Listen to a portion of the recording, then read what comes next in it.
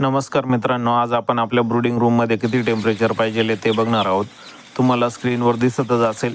पहिल्या आठवड्यापासून तर 6व्या आठवड्यापर्यंत जेवढं टेम्परेचर लागणार आहे ते तुम्हाला स्क्रीनवरती दाखवलेलंच आहे मी.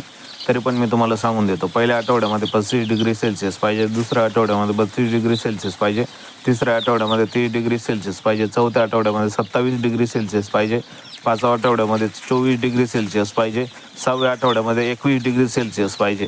अशाप्रमाणे आपण आपल्या ब्रूडिंग रूममध्ये आपलं टेम्परेचर मेंटेन करून ठेवायचं, जेणेकरून आपल्या पिल्लांची मर होणार नाही आणि आपलं नुकसान होणार नाही. जर मित्रांनो अशा प्रकारे जर आपल्या ब्रूडिंग रूममध्ये जर टेम्परेचर मेंटेन नाही झालं, जर टेम्परेचर कमी जास्त झालं तर आपला पक्षी पाणी पिणं कमी करून देतो आणि खाद्य खाणे कमी करून देतो.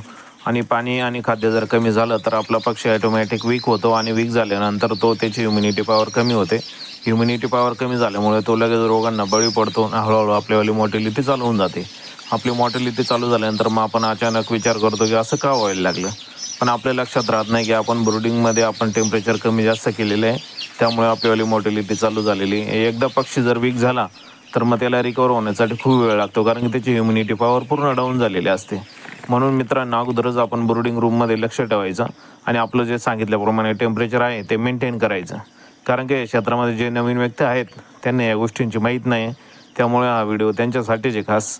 आपण हा पूर्ण व्हिडिओ बघून घ्यायचा, परिपूर्ण टेस्ट कॅटलॉग व्यवस्थित आपण नोटबुकवरती राईट करून ठेवायचं, जेणेकरून आपल्या लक्षात राहील की रोज किती टेम्परेचर पाहिजे. आणि 8 दिवसाला टेम्परेचर चेंज करायचं आहे आपल्याला, त्यामुळे टेम्परेचर सारखं ठेवायचं नाही आहे.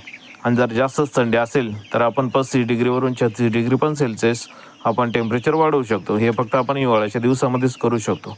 आणि आपलं ब्रूडिंग जर व्यवस्थित झाली तर आपले पिल्ले पण फ्रेश राहतील, पक्षी पण फ्रेश राहील आणि रोगांना पण बळी पडणार नाही. आणि आपल्यावाली मॉर्टिलिटी नाही झाली तर आपलं नुकसान पण होणार नाही, कारण की बरेचसे मंडळी जे आहेत ते बाहेरून पिल्लं आणतात. त्यामुळे आपलं नुकसान टाळण्यास टेम्परेचर मेंटेन ठेवा. धन्यवाद.